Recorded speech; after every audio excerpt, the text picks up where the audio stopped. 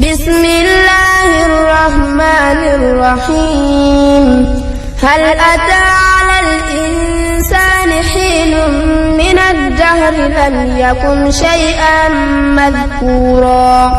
إنا خلقنا الإنسان من نطفة أمشاج نبتليه فجعلناه سميعا بصيرا إنا هديناه السبيل إما شاكرا وإما كفورا إنا أعتدنا للكافرين سلاسل وأغلالا وسعيرا